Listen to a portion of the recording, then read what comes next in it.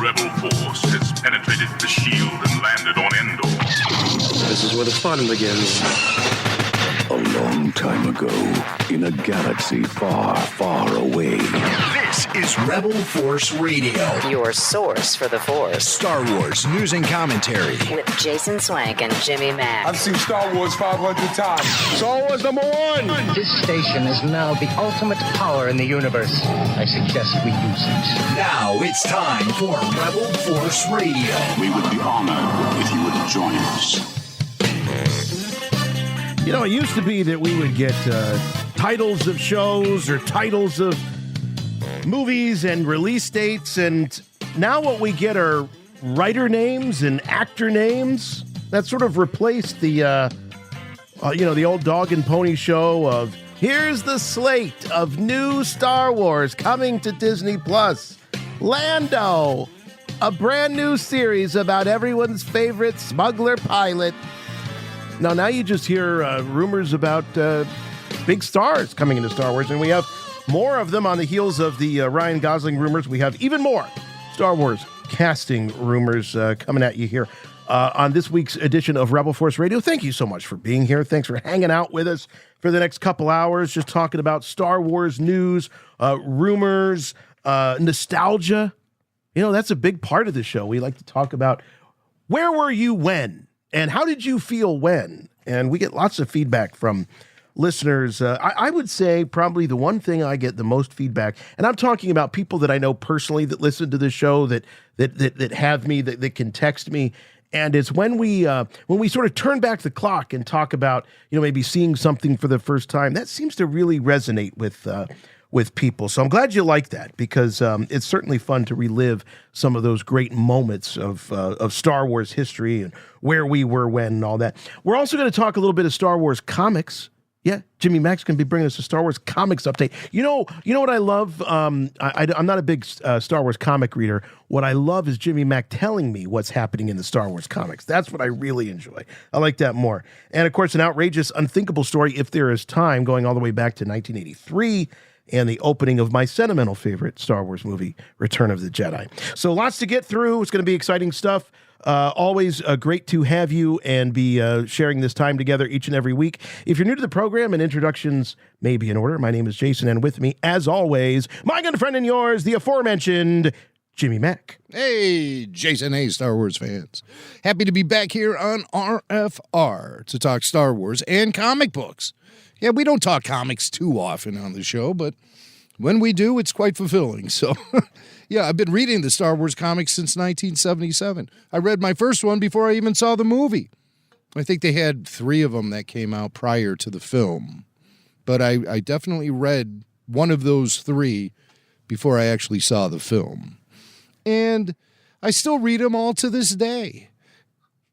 Sometimes it's like a roller coaster ride. There's good days and there's bad days with Star Wars comics. I mean, I guess that's the case with any kind of comic book line, but with Star Wars, we put a lot more weight into it because these are all canon stories.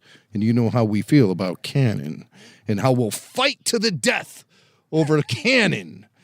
Yes, I was reading some stories today where they were saying, Star Wars fans are passionate for keeping things in line and stuff. It's a bad trait. Excuse me. What are you talking about? Well, it says it makes us toxic or something, No. I'm getting really sick and tired of hearing Star Wars fans being labeled toxic, as if the rest of the pop culture universe all works within perfect harmony. Get out of here. Yeah, those wicked fans couldn't even agree on a poster. Come on, don't give me the Star Wars are the worst.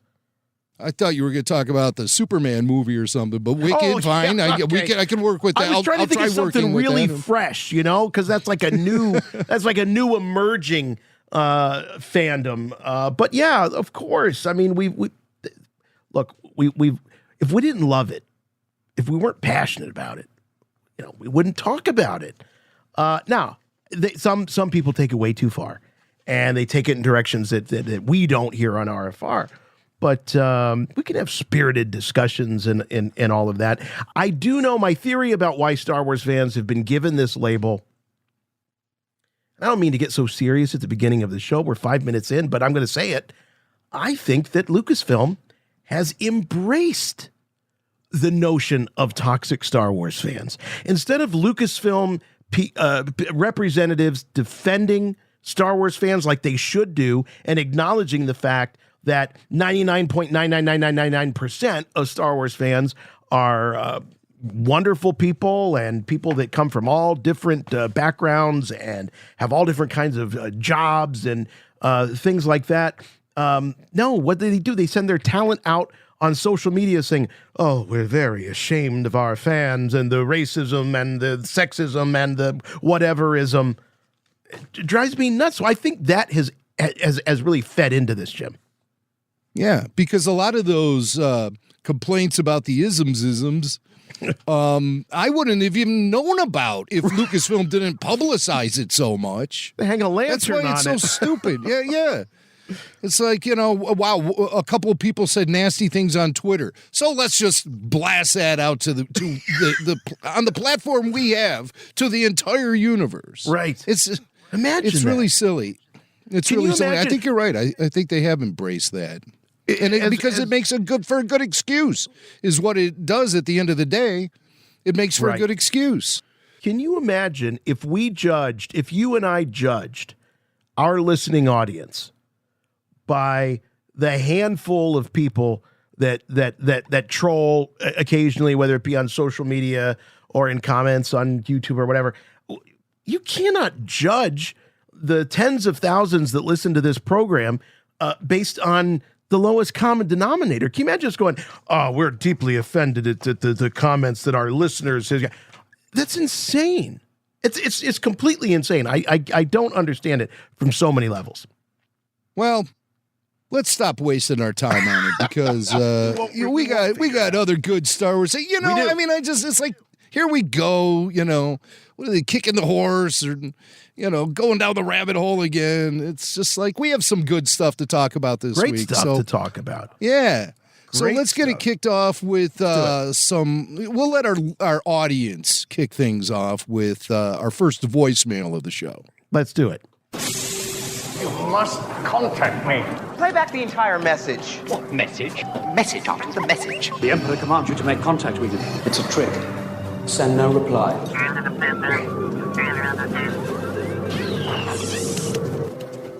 Hey Jason, Jimmy Mac, this is the other Jeremy from Texas. I was listening to the latest Q&A, and one thing you mentioned was about how Star Wars is looking like they are trying to figure out what they want to do, where their first hit out of the gate, The Mandalorian, was such a big smash hit. And ever since then, they've been scraping around trying to find new things. And to me, this is kind of one of the big problems, is that The Mandalorian succeeded because it had the vibes of the original trilogy. It felt very much like Star Wars, but it was entirely new characters. It was in a whole new time period, and we could just enjoy it. We knew there was another 15 years until The Force Awakens, and we could just blaze new trails. And in my opinion, I know that everyone loved bringing in Ahsoka and bringing in the Mandalorian storyline and bringing in Bo-Katan, but in my opinion, that's actually what derailed so much of the Disney Plus series, because as soon as you did that, it now became weighed down by the lore, by these other characters, by having to explain this, explain that. And to me, I wish they would have just kept with the original characters, because all those characters were great. I really think they're just trying to create Avengers in the Star Wars universe, and it's just not been working. Okay, guys, you're my favorite podcast I listen to. In fact, the only podcast I listen to, RFR number 1, Hook 'em Horns, and looking forward to RFR Meetup 2025. Wow, what a great voicemail. It was great. Jeremy really cleansed the palate from the intro there. It's a great question about what derailed The Mandalorian. I got to say, I agree with his assessment. I think that the canon started to weigh it down. But I'm going to throw one of my theories, one of my feelings out, and Jim, we'll see what you think. I think one of the things that derailed The Mandalorian was that the first 2 seasons really, to me, felt like episodic television. There was a mythology, there was a spine of the story that ran through, but they would also have these sort of side quests and these side adventures and bring in new characters and things. And I love that. I love that Filoni and Favreau seem to be inspired by 80s television, things like The Incredible Hulk and Knight Rider and the A-Team, and, Mando shows up and saves the day. And they knew they couldn't do that exclusively. But there were episodes that they did do that, but they were always sort of coming back to this central storyline. By season 3, they got into this model of let's film a 6-hour movie and let's chop it up into 8 parts. And to me, that felt like I was watching a miniseries and not watching a Star Wars television show. And I know there's television and there's streaming, but the cuts in between episodes sometimes felt kind of forced or arbitrary. And so from an enjoyment perspective, in addition to some of the story things that Jeremy, I thought, articulated really well, that's one of the things that that was one of the tires that fell off for me going into season 3. Yeah, I see where you're coming from on that, and I definitely agree with it. There's no question about it. The thing about the first season of The Mandalorian was, you had these individual chapters that really could stand on their own. They were individual stories being packaged as episodes, but there was always this undercurrent of a season-long thread that tied it all together. Who is Grogu? There are mysteries about Din Djarin that we're learning. We didn't even know his name until the last episode of season 1. But those mysteries and those threads, they weren't the fuel for each and every episode. Each and every episode stood on its own as an individual story until you started getting toward the end of the season when Moff Gideon emerged. Then it really became all about him. And the second season of The Mandalorian was kind of similar in that vein. And then once again, Moff Gideon emerged toward the end of the season. It was all about him. And then Luke Skywalker showed up, and Bo-Katan was there. And all of a sudden, you have all these characters now where it's less of an episodic adventure week to week and became more of, as you said, a mini movie chopped up, or not even a mini movie. You can't even say that. A mini series, but a very large movie chopped up into individual sections.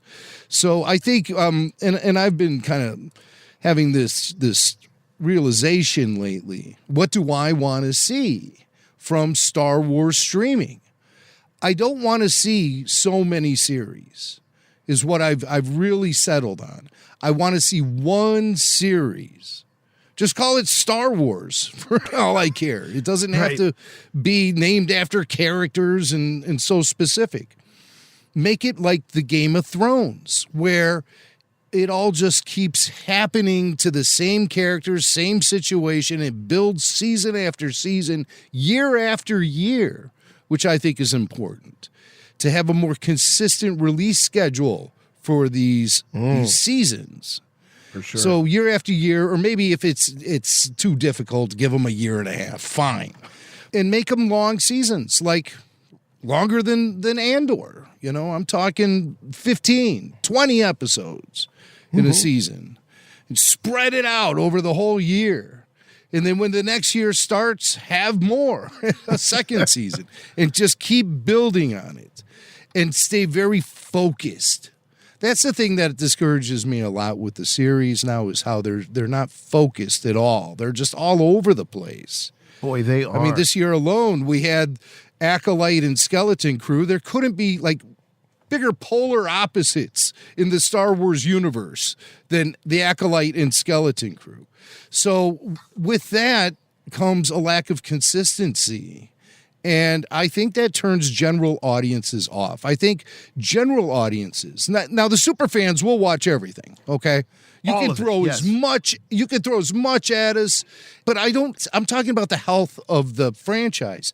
I don't think general audiences like all of this jumping around in different genres of Star Wars and stuff. I think general audiences want Star Wars, and they want a consistent story they can follow along month after month, year after year, and not these little bursts of vastly different takes on the Star Wars universe.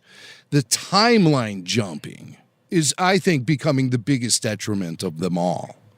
And you could say to me, well, George Lucas did it. First he did the original trilogy, and then he jumped back 30 years and did the prequel. But that's different. It was still all part of one story. Right. And he had 16 years to educate people as to when that this was going to be a prequel, that this happens before. There was so much in all the lead up to the prequels, there was so much talk about this. This is the story of how it all began. Every saga has a beginning. Now, like you said, Jim, every year or 18 months, we've got a new timeline or new characters, and so it is hard for people that aren't as plugged in to follow along, and that it becomes not fun. It's a total reset for the general audience, and for the hardcore fan audience as well too. But we can roll with it, because we've been experiencing Star Wars jumping around the timeline through things like comic books and novels and video games, things like that. Those are the things that the hardcore fan feeds off of. But what makes Star Wars hugely successful? It's not us hardcore fans. I'd hate to break it to you, but it's general audiences. And if you're not attracting the general audiences to Star Wars, the studios are going to stop spending money making Star Wars. And what are we going to end up with? Nothing. A dry spell. A long dry spell. So I just wish that there would be a more focused approach. The timeline jumping, the genre jumping, this is influenced by Emblem. This is influenced by anime. This is influenced by... No, make it all influenced by Star Wars. The groundwork is already there. The foundation has been laid. We don't need more George Lucases. We already had one, and he did all the work for you. So just build on what he created. So that's how I feel about that. And Jeremy from Texas, the addition of all of the outside, the Mandalorian was so comforting, I think, for a lot of people too, because none of the characters were apparent outside of the Mandalorian. Yeah. The Mandalorian was a unique character. Moff Gideon was a unique character. Sure, we knew the organizations they served, like the Mandalorian Warriors and the Empire and the New Republic, all of that stuff. That's your foundation. That's your groundwork. And then you have these original, unique characters that people really latched onto. You had the cuteness factor with Baby Yoda, which was, that was just a huge moment in pop culture history. And it brought a lot of people into Star Wars. They thought he was cute, that maybe they had no interest in Star Wars whatsoever, but they saw this Baby Yoda thing and they thought, okay, I want to know more about him. And so they start watching The Mandalorian and they realize there's no price of admission. You could just come in cold. And that's what general audiences want. And that's what's been, it's the weight of the lore. Definitely the weight of the lore. And something's got to be done. They're trying, they're trying, but I think a more consistent approach and a more focused approach. Publishing has done this. As much as we've had our issues with Star Wars publishing, when they went all in on the High Republic, I got to give them credit. They went all in on the High Republic, and it was a multi-year commitment to a particular timeline and new characters. And it wasn't necessarily my cup of tea, but again, I got to give them credit for, like you said, the focus and the fact that you could jump in and this whole kind of new part of the saga expanded, before you. And I like their dedication in the publishing side to a specific time, a specific era. Yeah, but, there were still other things in publishing from other parts of the Star Wars timeline still in production at the same time. Yeah, they did release other things. I guess maybe the mainstays or the big releases might have been more focused towards High Republic. But yeah, it's a difficult when we talk about this stuff, we don't imply. Now we'll be explicit and say when we think this is easy. But some of this stuff is not easy. We recognize that it's complicated, but these people get paid a lot of money to do this, so I think they can figure it out. And they're some of the best and the brightest. I think they're making it too complicated. I think they have a great tomato garden, and they thought it would be fun to grow a few cucumbers. And they did that, and they did a good job. And then the next thing you knew, there was squash, there were green peppers, there was, the garden just grew into this massive, unmanageable mess of weeds. And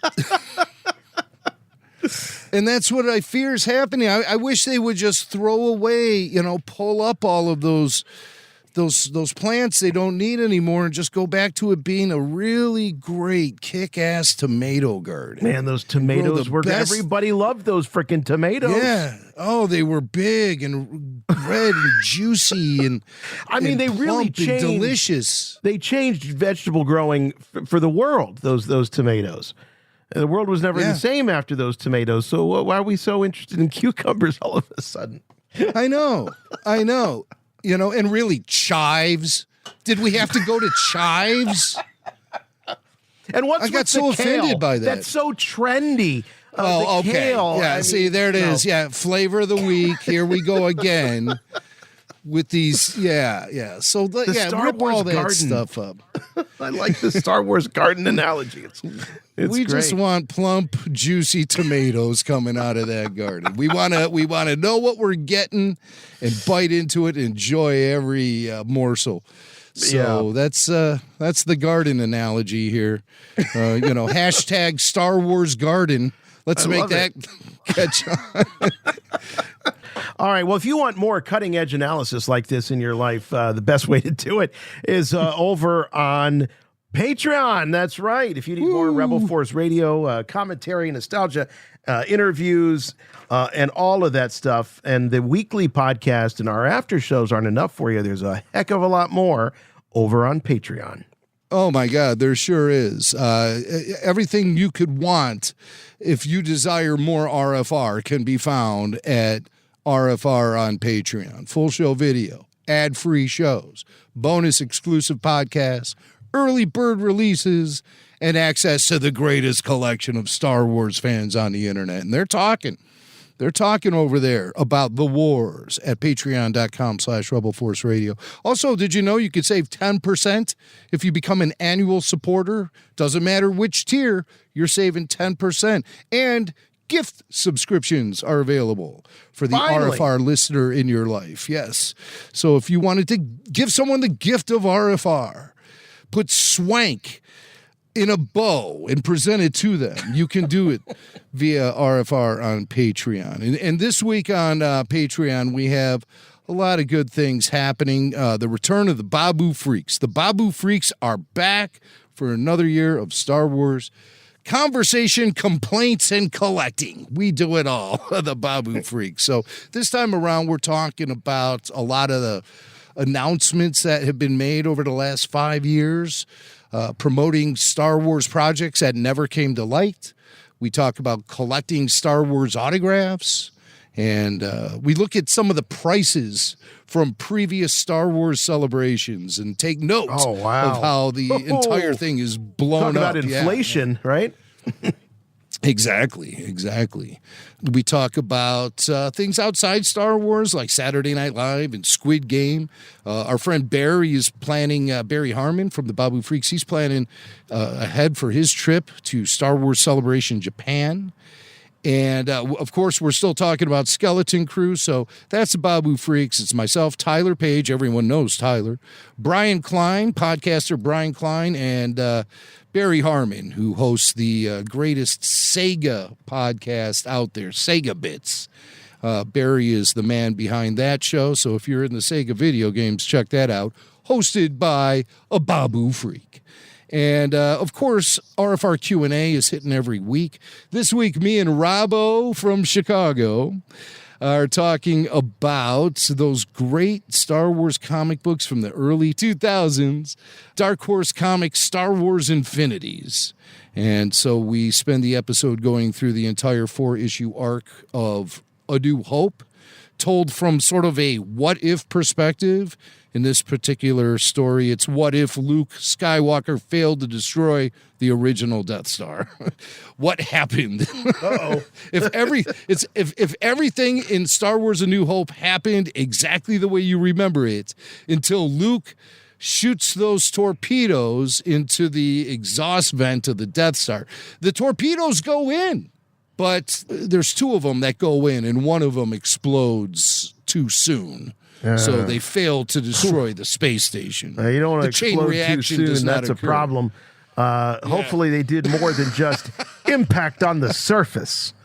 And we saw that happen. I think so that's me and RFR VIP Robbo from Chicago talking about these Dark Horse comics from the past. And we include, typically there's show video for RFR Q&A where you could have followed along with us, but no video for this one. We do include a PDF of the 4-issue arc. It's attached to the post, the Q&A post, so you could follow along with us. So it's always a good time. A lot of laughs happening over at RFR on Patreon.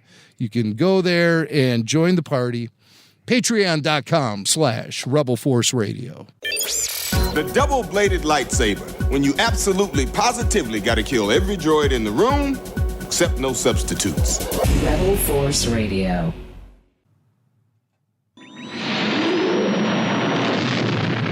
I have good news for you, my lord. That's good news. Come closer, I have good news.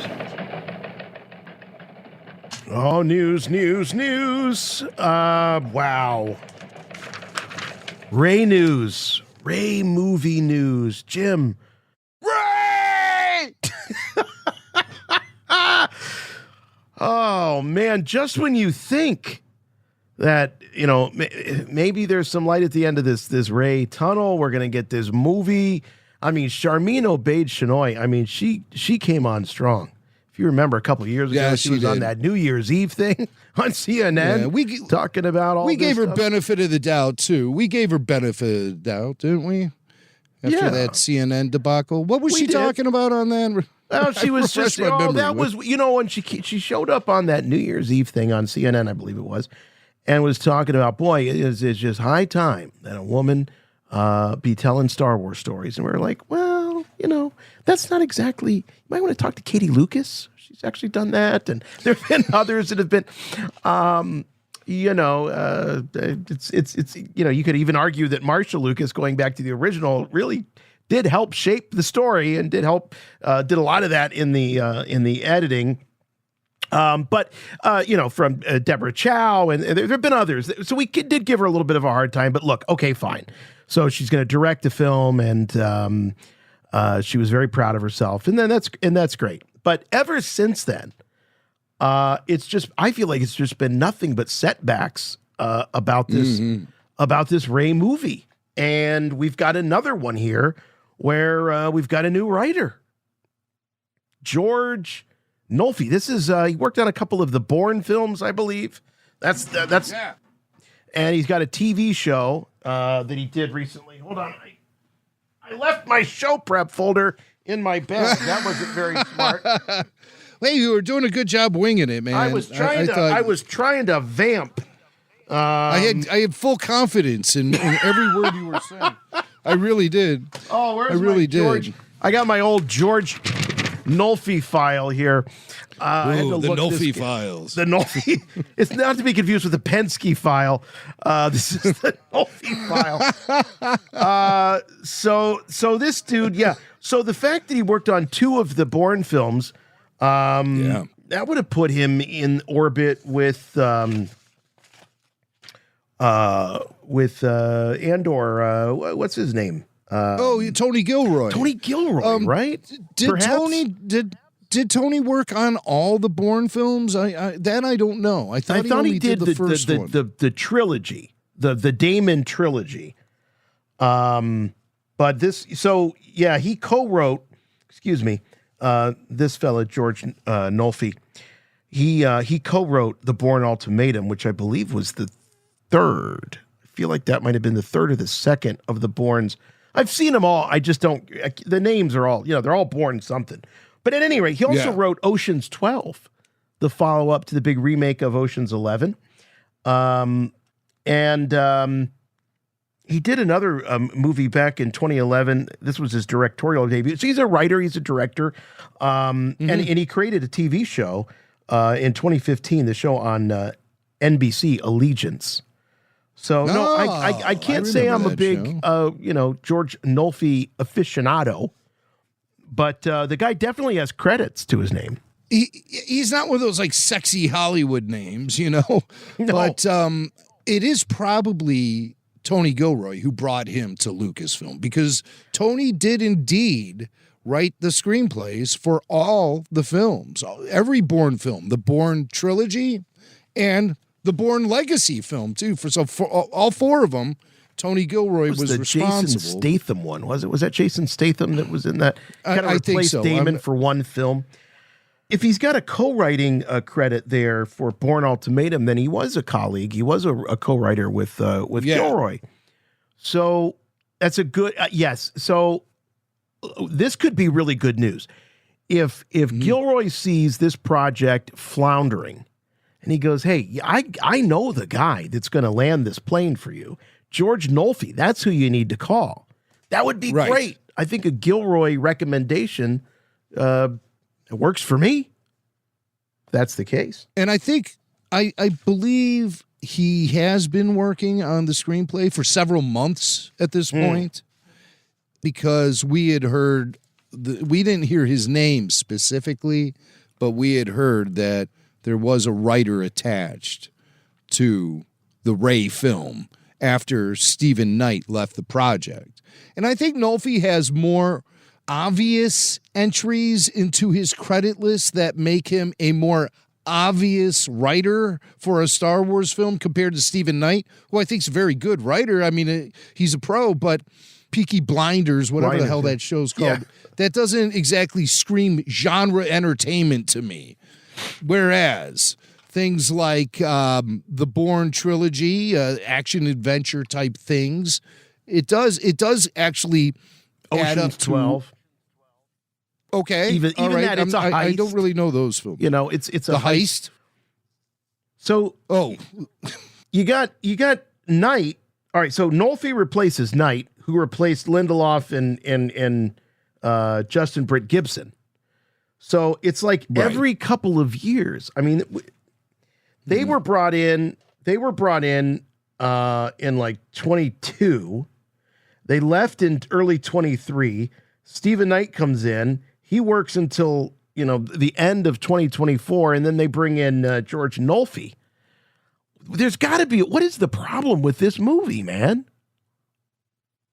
Why can't they get this right? That's interesting. And Charmin Obaid-Chinoy has been the one constant. She and Daisy Ridley have been the constants here.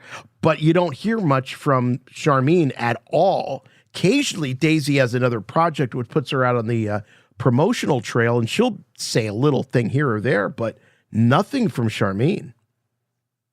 Nothing at all since the CNN thing. Yeah. Which I thought was kind of a desperation move for her to be planting her flag so firmly in Star Wars when a mere 2 weeks later it was announced that Obaid's new Jedi Order film with Rey is not going to land in the May 2026 date. It's going to be Mandalorian and Grogu.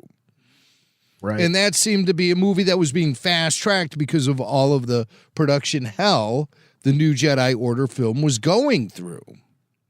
So where is this disconnect coming with the writers who are, especially a guy like Damon Lindelof, who's definitely done genre entertainment. Right. The hugely successful Lost, whether or not it's stuck to a solid landing, that's debatable, but you can't deny the impact that show had on network television and all television at this point.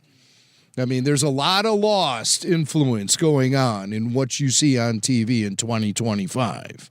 To this and, of day, course, Lindelof also worked on The Watchmen, too, which is definitely genre entertainment.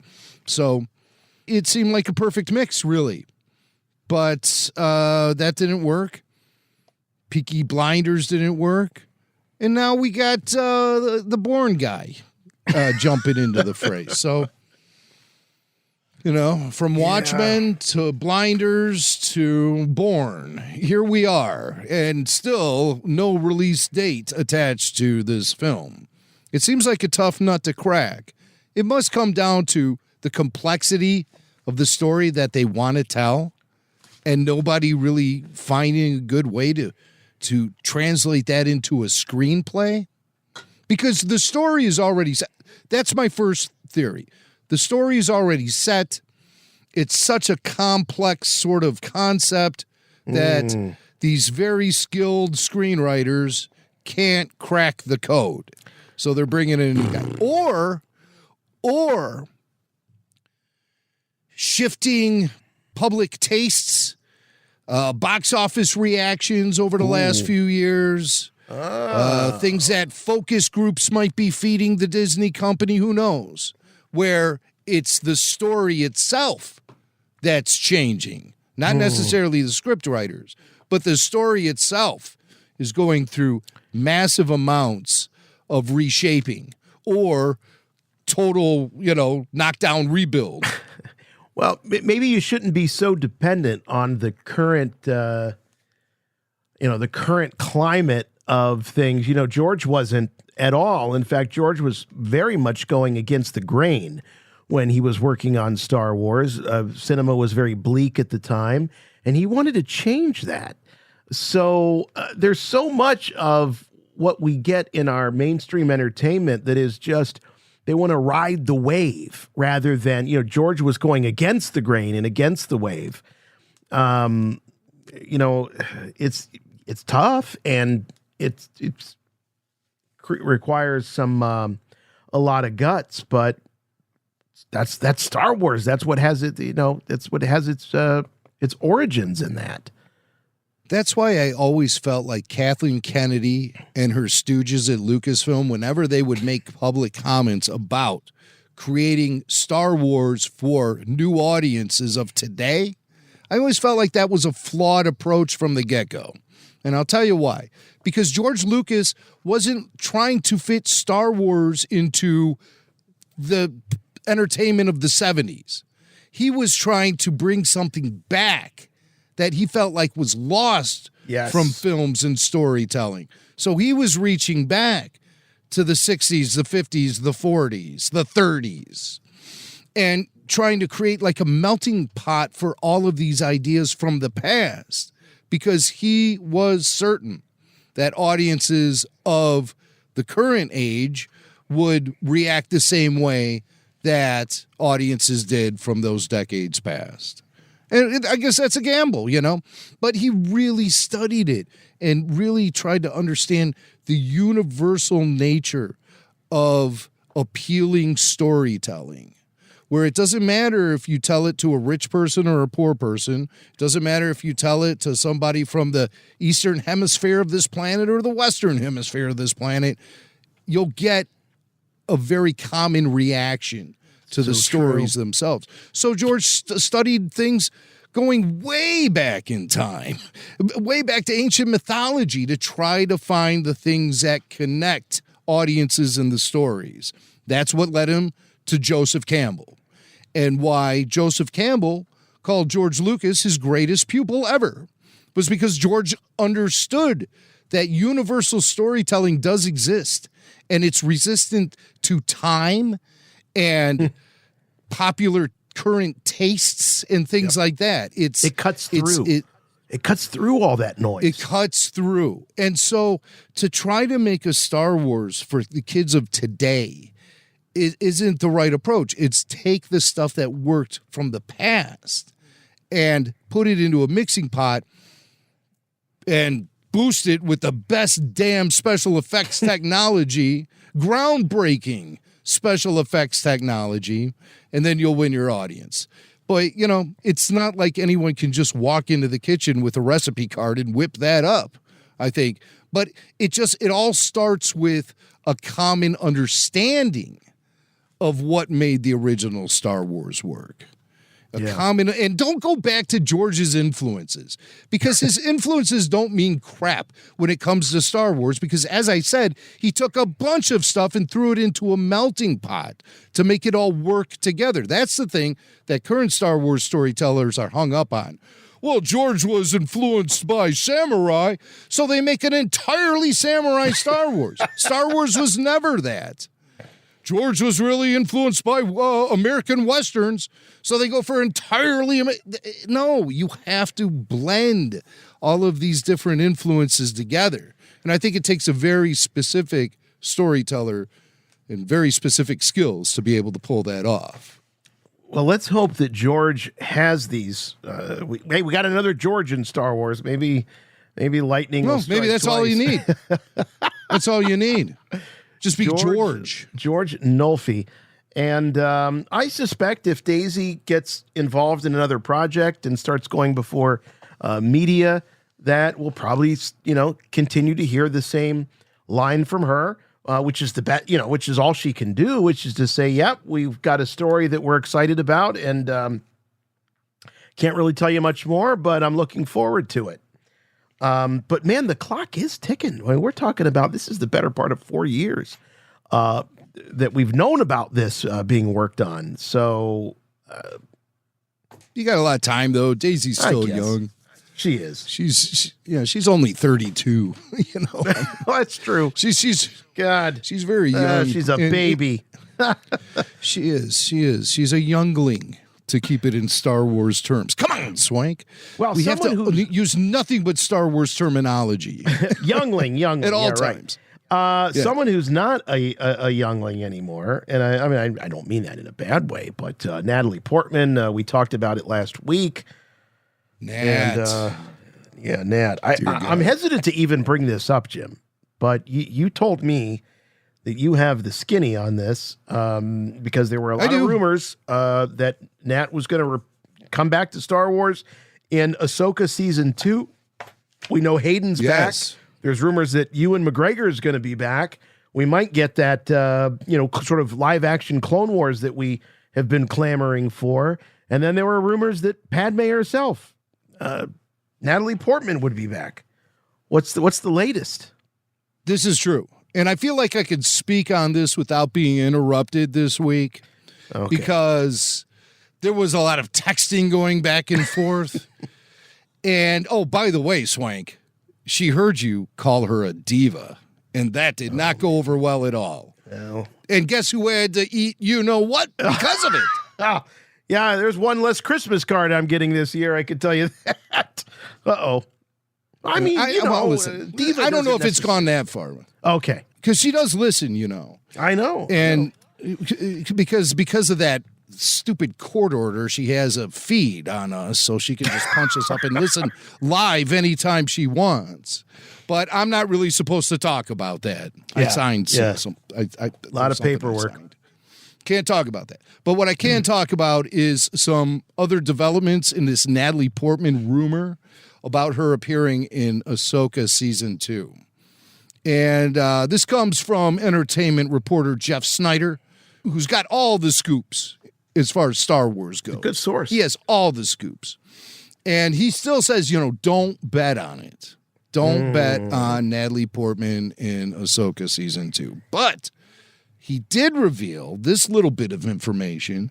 She previously shot scenes for Star Wars recently. What? Yes, she shot scenes for Kenobi. So they were thinking about that reunion Are you for the Kenobi show. So Snyder is saying we're not talking about pages of the script that were abandoned. She shot scenes for the Obi-Wan Kenobi series. They're in the can. They exist somewhere. Right. She did it while she was shooting Thor: Love and Thunder. And for some reason, they ended up on the cutting room floor. Now, we know the Kenobi show had gone through all sort of different changes in the script writing process. But do you mean to tell me that I spent more time with Reva and I could have spent a couple of minutes with Padme? Is that what you're Lord, I telling don't me? even want to think about that. I don't even want to think about cut a little fat off of that bone. They give us some They couldn't make room. They couldn't make time. It's a streaming series. They don't have commercial breaks. What? Right, and there's no set limit of runtime for each individual episode. Oh, sorry, they can Nat. be as short as they want or as long. Yeah, right. Oh, jeez. Okay, because before you got to that, I'm actually, my mind is blown. I didn't know that. I'm kind of glad you waited until the show to reveal it to me, because I was going to say, oh, you know what? I think that Natalie is open to returning to Star Wars, but it's got to be the right project, and she's probably not going to settle for just a cameo. And then you lay it on that, yeah, not only would she settle, she already did, and it's in the can and on the cutting room floor. I am... According to Jeff Snyder. According to Jeff Snyder. I'm gobsmacked. Gobsmacked. So that's crazy. I bought that Blu-ray. There's no deleted scenes with Natalie Portman on that Blu-ray. Are there any deleted scenes at all? No. No deleted scenes at all. No. I didn't think so. But yeah, so that's the scuttlebutt. Wow. That Nat shot stuff for Kenobi. Yeah, while she was shooting Love and Thunder. I mean, that makes it convenient, all right? Well, let's speculate. What could the scene have been? Flashback? It would have been the flashback. You know, they had the one flashback of the guy's training. So maybe she would have like interrupted the training, like, yeah, hey boys. Yeah, right. Yeah. Sorry to interrupt. Your grilled cheese is ready. You know, it's like they're like kids. You know, they're out in the backyard because she's not going to be on the battlefield with Anakin and Ahsoka.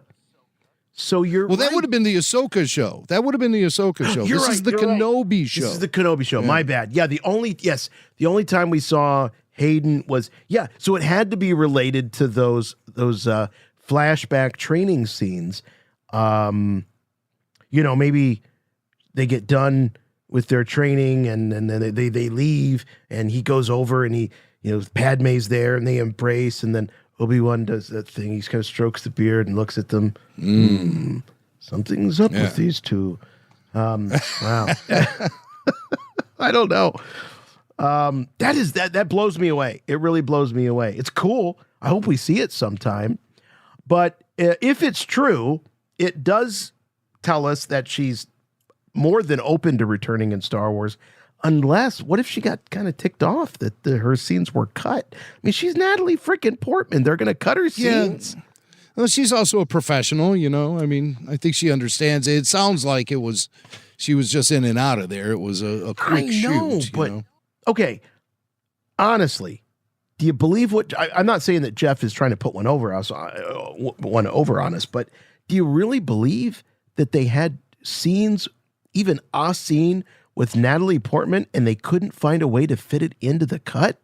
It just seems crazy to me. Well, you know, Jeff reports two things here. He says she previously shot scenes for Kenobi, but don't bet on her being in Ahsoka. And with both of those two little tidbits of information, I give it a 50-50 shot of being actually legitimate, you know. Okay. Because, you know, these entertainment reporters, they get used a little bit too. They get fed with misinformation from time to time, purposefully, to throw people off the scent. Right. And I've just noticed across the board instant denials with the Natalie Portman rumor. And you don't normally see that with rumors where the denials are just so swift. No. And it was so many people were reporting denials. We even got texted a denial from one of our sources. Right. One of our insider friends. And it was all very immediate upon the news breaking, which to me feels a little sus. Yeah. Boy, mind is blown. Mind is blown because I feel that Natalie is you know, Ewan and Hayden, they have that bromance going. And Hayden and Ewan have really come around to embracing their legacy in Star Wars. Natalie's had some kind things to say in the press. She's kind of re-experiencing it through, you know, having a family and all of that. But nothing as overt as what we saw with leading up to, you know, Ewan's return to the saga and then Hayden. So I just was like, this is the chase card. This is like, if it happens, it's going to be really, really special. So wow, I just I'm floored that it allegedly happened. We didn't get it. I really am. Okay. With this rumor flying around, I think it's inevitable that she will sooner or later reappear in Star Wars. I mean, again, she's got, time is still on her side. Mm-hmm. She easily can still pull off the Padme. She sure Let can. me make sure I'm muting my phone before I say the next calls. thing here. She's obviously going to need to be de-aged via computer assistance. Okay. No, nothing. No, nothing. Maybe she must be out tonight. She's not monitoring the show, but I'm still nervous. The rumors do not end there. Here's a name that has been, you talk about a franchise actor. Henry Cavill, most recently known as Superman in the DC EU of the films, and also in that what is it? The Witcher, the Watcher, the something. The Witcher. Yeah. Yes. So he's in that, and has been fairly consistently brought up as a potential Bond to pick up the mantle after Daniel Craig has exited the role. Now we've got some Henry Cavill Star Wars rumors. Yeah, it's crazy, this one. Rumors. With so many different projects in the Lucasfilm Star Wars pipeline right now, this is really the year of casting rumors, for sure. And this one, a lot of people heard Henry Cavill rumored to be in talks for a role in the Star Wars universe. They immediately jumped to the conclusion that it's the James Mangold film. But the rumors suggest that Cavill met with Lucasfilm about a role in the Simon Kinberg trilogy that's currently being developed.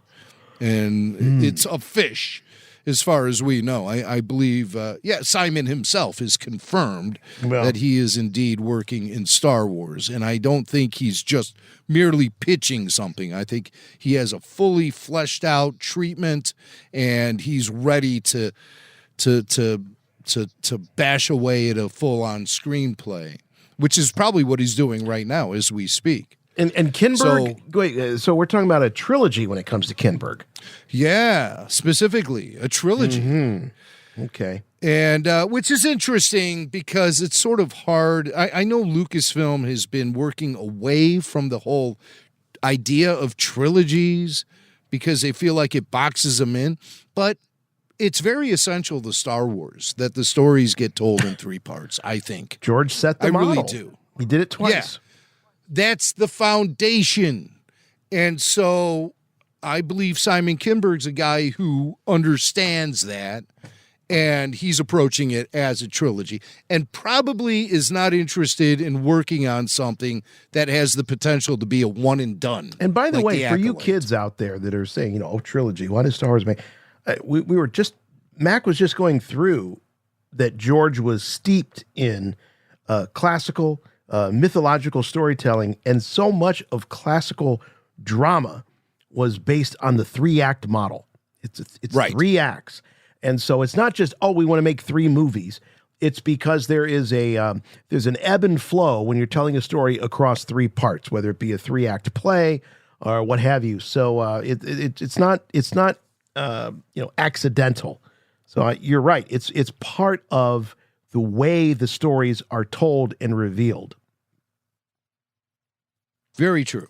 And you need to have a beginning, a middle, and an end. That's what makes a story a story. So yes, the 3-act approach has worked well for Star Wars and kind of became an industry model for any film that had the potential of creating a sequel.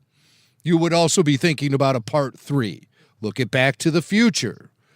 Look at Indiana Jones. Lord of the Rings. The trilogy, Lord of the Rings. The trilogy became sort of the accepted ideal for franchise storytelling way back when. And so Henry Cavill is meeting with Lucasfilm, this is according to rumors, about a role in Simon Kinberg's new trilogy. He has expressed interest in joining Star Wars in the past and has mentioned via interviews that maybe he would like to play the villain. Oh. So, I mean, it's hard for, Superman to suddenly be the villain, but, Yeah. Right? Superman is about as good as it gets. So a good actor like Henry Cavill would want the challenge of doing the polar opposite of being the good guy. Well, he's a big dude. He's an imposing figure. I could kind of see it. I could kind of see him being a baddie. But sure. Why not? Anybody could be, Yeah. It's just sometimes hard to get beyond the stereotype that gets attached to a lot of actors. Mark Especially Hamill that had to deal with Superman role. That Superman Yes. role is, there's a sort of a history of that kind of hampering actors' futures, whether it be George Reeves, to Christopher Reeve, even Dean Cain on the television. And then there was the Smallville guy, Tom something. And oh, yes. Haven't really seen him, since. It is a hard role to shake, isn't it? I mean, hats off to any actor that wants to take that on. There used to be legend of a curse of actors that played Superman, because George Reeves met kind of a very suspicious end, died at the end of a bullet, and then Christopher Reeve had that terrible accident. And I remember in the 90s when Dean Cain was on the old Lois and Clark show, that he was in interviews determined he was going to beat that curse.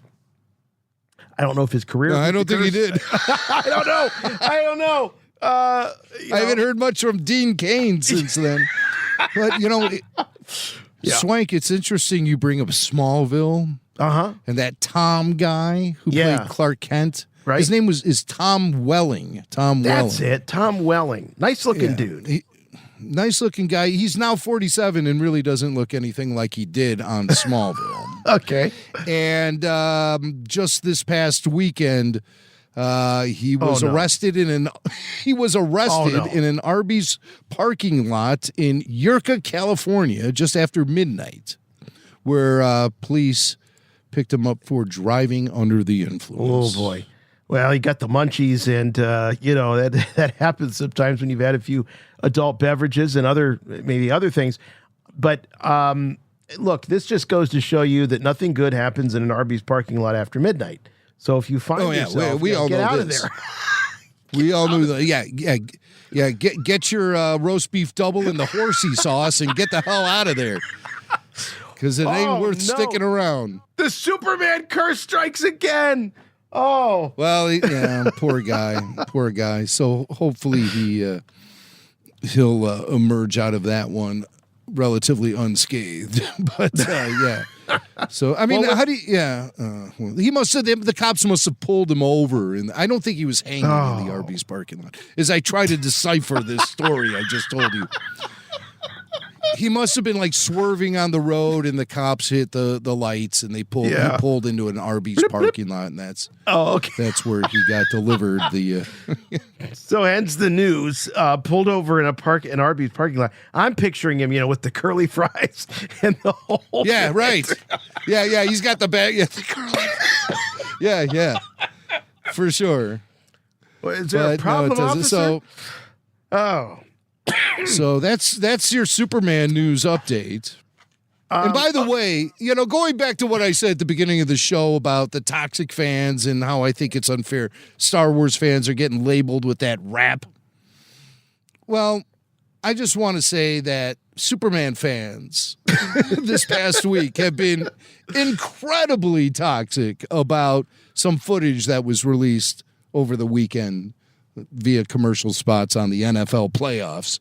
And did they put out some new stuff for the new Superman? Yeah, movie? just quick glimpses, and one of them is him flying. Okay, and it's a very odd shot, according to Barry Harmon from the Babu Freaks. Yeah, it was something James Gunn shot with a a fisheye lens. Okay. So it looks kind of funny, but it's a head-on shot of Superman flying. Mm-hmm. And maybe because of those fisheye lenses that James Gunn is fond of using, it appeared that Superman had Marty Feldman eyes. Does anybody remember Marty Feldman from Young Frankenstein? He was Igor. Oh, yeah. Okay. Oh, yeah. And he had very famously lazy eyes. And people are saying that Superman has Marty Feldman eyes. Yeah, that's what they're saying. Oh, man. I personally have really enjoyed a lot of the footage I've seen of this upcoming Superman film, especially the inclusion of Krypto, the super dog. Wow. And, but this one shot, it's like, oh, you think Star Wars fans are bad. Superman fans are like, hold my beer. All right, I'm pulling this up here. Okay. Oh, you see what I'm saying? Yeah, right. Yeah, I got it right here. Let's see. This is James Gunn says new shot of Superman's face is 0 CG. Fans say, oh yeah, we can tell. Yeah, we wish it was. Fans everywhere are saying. I think this might be a fan recreation, but that's Marty Feldman's face superimposed on a screen grab of Superman flying. That's not fair. Oh, but that is kind of. Look for the original picture, though. You'll see it's not too far off. I'm looking for the original picture. You know what really annoys me? I'm just going to go off here. I hate when you click on a story on a website and the video has nothing to do with the story. Have you seen this? Right, yeah. Phenomenon? Yeah. Oh, I hate have. it. I have. I certainly have. Oh, it drives me crazy. I haven't seen I can find all of the fan recreations of this, but maybe this is, wait a minute. I think I might have it. Where are you? Here we go. Okay. Yeah, this isn't great. I'm not. See what I'm saying? I don't love this. Now put the Marty Feldman picture up and let's do it like a side-by-side comparison. Well, yeah, I can't side-by-side it, but I can definitely give you the... So from that back to the Marty Feldman. I mean, it's in the same neighborhood for sure. By the way, the Marty Feldman estate has yet to comment on this. I don't expect they will. Igor. Wow. Oh my God. So, okay. Wow. Where do you go from here? I guess Rotta the Hutt. I mean, if you're going to transition into into a hut. Yes, I'm transitioning into a hut. Here we go. So Rotta the Hutt updates. Okay. I got this from a website called Bespin Bulletin, and these guys, they're very scoop heavy over there at Bespin, and they're telling us Rotta the Hutt, who is voiced by Jeremy Allen White from The Bear. We were wondering, really, a Hutt being voiced by a human. Well, I think it led us to assume that Rotta the Hutt is going to take on some like very serious role in this film. He's somebody that we're going to have to endure the acting of a Hutt. Look at this hunky actor. This is so weird. You got this hunky guy, and he's gonna be playing a Hutt. Well, there might be a reason for that. They say that Rotta the Hutt who will appear in The Mandalorian and Grogu. They're saying that Rotta the Hutt he's going to be ripped. He's going to be like buff, a buff Hutt. Yeah, we've seen this before in Star Wars comic books, like a really ripped Hutt. We have? Where he has, yeah. Boba Fett did battle with this really ripped Hutt. I'm going to have to research that one and get back to you. Arnold Schwarzenegger. Yeah, so like they have, very defined arms and abs. Wow. They got like a 6-pack there. It's crazy. Okay. A buff a buff Hutt. All right. And that's what Rotta the Hutt is apparently going to be in The Mandalorian and Grogu, with scars on his face, likely from the gladiator battles he's been in, because he's going to be a gladiator in The Mandalorian and Grogu. A gladiator? A gladiator. So that's very interesting. I mean, there might be a sequence. I thought that Hutts presided over gladiator battles, as that the gladiators were there to entertain the Hutts, who were sort of the top of the food chain in the criminal underbelly of the galaxy far, far away. But this Hutt is actually participating in the gladiator battles. Right. And of course, this happens in the Mandalorian era, which is 5 to 10 years after Return of the Jedi. So maybe the Hutts aren't exactly sitting in the place of status that they were when we saw them in the prequel era, in the Clone Wars era, even in Return of the Jedi. The Hutts might be, hunted or something in this era of Star Wars. And forced to fight in the Colosseum, just like Gladiator. I saw Gladiator too, by the way, and I got to say, I'm going to be real brief about this. I think it's relevant, though, because Pedro Pascal's in it, and he sure of course, is the Mandalorian, and I thought he was quite good in the film, and I think Ridley Scott really did a great job creating a very consistent feeling sequel to his original Gladiator movie from 25 years ago. Wow, it feels very consistent. It looks the same. It has the same vibe, the same tone, the pacing. I've seen the original Gladiator 100 times, and I really, really like that film. And when it came out, it was streaming all the time on the pay-per-view stations on the satellite network. Yeah. And I had one of those specially customized, modified access cards. Yeah, the old cheap box. Yeah, so I could watch all the pay-per-views I wanted, all the movies, all the boxing. It was a short-lived utopia, but it was really a great time. Did the Russians come over and install it like they did in Jerry's apartment? Is that no?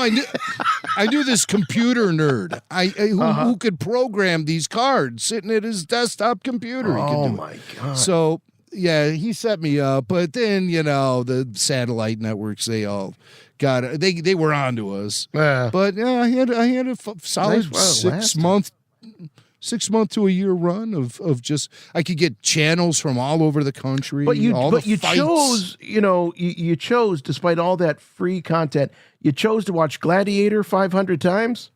Over and over and over again, yeah.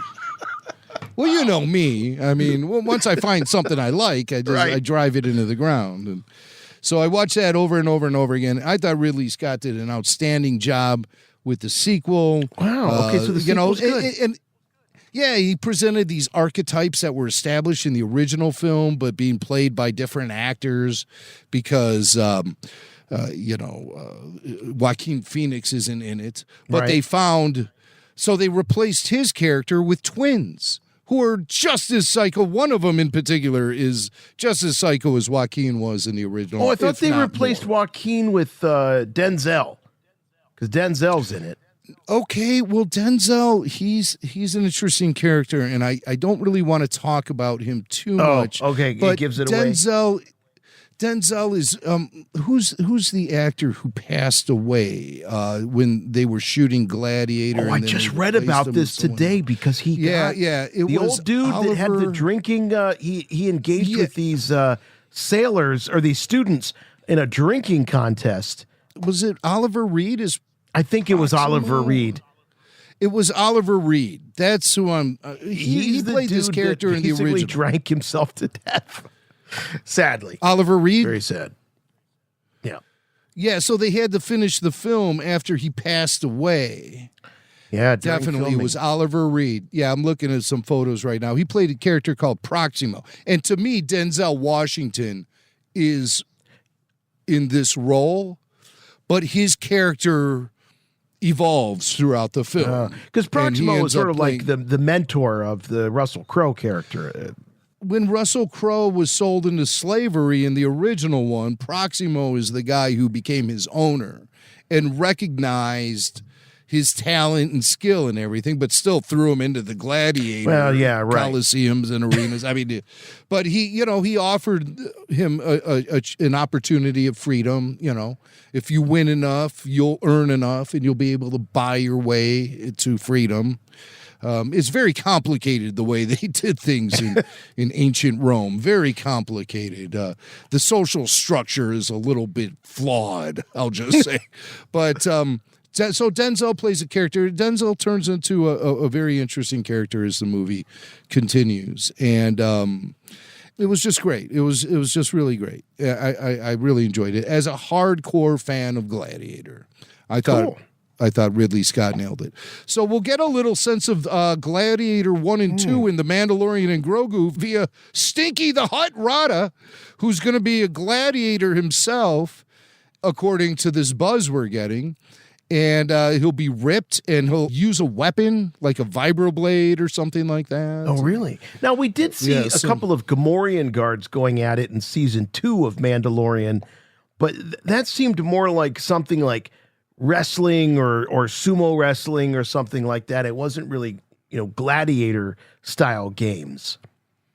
Yeah, I think they'll be looking more to, if I were creating The Mandalorian and Grogu and I was going to have a Hutt gladiator, I would look at more or less the era that the Ridley Scott films are replicating in Gladiator 1 and 2 and throw them into the arena and have all kind of crazy creatures in there and other combatants. And I do want to mention ILM won some sort of award for the effects that they did in Gladiator 2. And I thought their effects were outstanding, the environments and everything, except in the very first gladiator duel of the film, they have these insane steroided monkeys running around, these baboons with these sharp teeth and everything, and they were just incredibly fake looking, because they're like nothing you've ever seen before. I mean, talk about ripped. These were ripped, buff baboons. So maybe the Lucasfilm is looking at their work there. Well, you want a buff Hutt? We got buff baboons here. A buff Hutt is a walk in the park for us here at ILM. So maybe that's what's happening. I just hope that, I don't know. I just assumed, because I'm not steeped in the comics. We're going to talk about comics here in just a moment. But I just assumed that all the Hutts were, struggled with their weight. We saw the five families in the Clone Wars, saw the Marlon Brando Hutt. We saw, a lot of the other Hutts. We got Zero the Hutt. We had Jabba, of course. Yes. I just assumed that they all kind of, were portly types. So this idea of a buff Hutt is really throwing me. But I guess we'll find out. They're a very self-indulgent clan of slugs. And but I mean, he's buff because maybe he has to be for his own survival in the gladiator arenas. Yeah. So, well, this will be interesting because this does take place, obviously, in the Mandalorian era. What we know is that in that era, Boba Fett has come back. He has claimed the mantle as the daimyo there on Tatooine. He's overseeing what was Jabba's territory, and now you got Rotta, who is a gladiator. Could it be that there's some sort of, this would be the ultimate irony because the Hutts were slavers. Could it be that Rotta himself is now enslaved? Well, listen, nobody fought in the gladiator arena because they wanted to. Nobody did it for a career. They did it. There was fame and fortune to be had, though, as a Roman gladiator. Should you survive long enough to claim your fortune and fame. But it's definitely a rough occupation that nobody would want. So I think that we could see enslaved Hutts in The Mandalorian and Grogu. Wow. Very interesting. It is. We'll see how it pans out. Rotta the Hutt update. Yeah, let's do that. It's great stuff. Star Wars, nothing but Star Wars. Rebel Force Radio.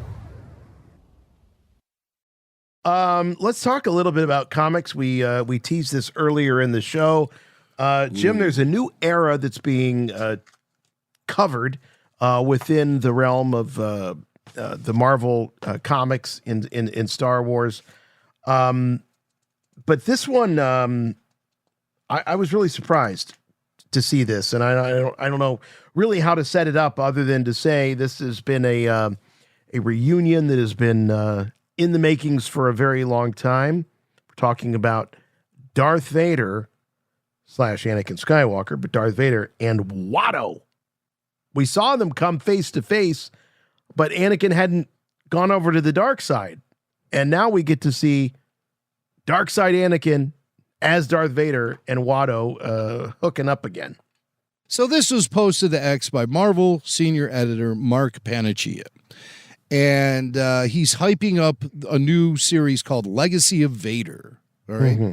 Legacy of Vader, which will be launching, I believe, next week with issue number 1. And that the Vader series is over, right? The Marvel Vader series is done. For now, yes. and Marvel is doing a lot of interesting things with their comic book line right now, which I'm really excited about. They're going to start exploring the era following Return of the Jedi. Right. So that's a wide swath of material to work with. And I'm really excited to see they're doing that. I mean, that's really what fueled the expanded universe back in the day. So I'm really up for another take. And so this Legacy of Vader comic is going to be about Kylo Ren. Yeah, it's anchored by Kylo Ren, and the series is Legacy of Darth Vader. So I was kind of curious about how they were going to have both of these characters. You got the series is named after one, and you got another character, the grandson, is anchoring this series, how they're going to kind of work that. Right. So, I mean, essentially, Kylo Ren is the embodiment of the Legacy of Vader. Right. So this series happens between the events of The Last Jedi and Rise of Skywalker. I think, what have we determined? There's a year separating those two films? Yes. A year? Yes.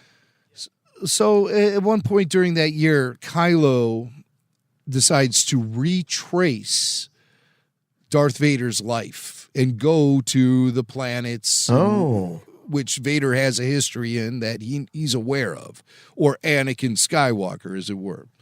Okay. And so in the second issue, Legacy of Vader number 2, which will be coming out on March 12th, Mark, without any explanation whatsoever, Mark Paniccia, Marvel senior editor, who, by the way, is in the RFR Hall of Fame because he's the guy who fired that D-bag Chuck Wendig from Star Wars. This was the guy that gave him his pink slip? Yeah. Oh, all right. And the reason I did this is because Chuck Wendig then went on a social media campaign to spread this guy's name around so his sycophants will attack him. Mark is still sitting there firm in his office at the Marvel headquarters as senior editor and still working on Star Wars all these years later with full support of Rebel Force Radio. Make no doubt about it. So, he's the guy who pulled the trigger on old Chuck and told Chuck to go Chuck himself. So, never to be heard from Star Wars fans again. So he reveals 2 panels in this promotional tweet he put out on X, and or his promotional X he put out on Twitter, whatever you want to call it. One panel is Tatooine, and it's a shot from up above looking down on a sandy, dusty street where Kylo Ren is walking with Vader's former assistant that we see in Rogue One, Vanny. Oh. Yes. Okay. the guy who was tending to Vader in the Bacta chamber when Krennic showed up at Vader's castle in Rogue One. Right. So, but Vanny looks like he's become something akin to a Bomar monk. It looks like he's yes, his brain is in a fishbowl attached to a hulking kind of four-legged droid. It's hard to tell because it's sort of a distant shot we're seeing. Right. But Kylo says, "Why are we here, Vanny? This is a nowhere planet." And the incarnation of Vanny that we see says, "Not to Lord Vader, my prince."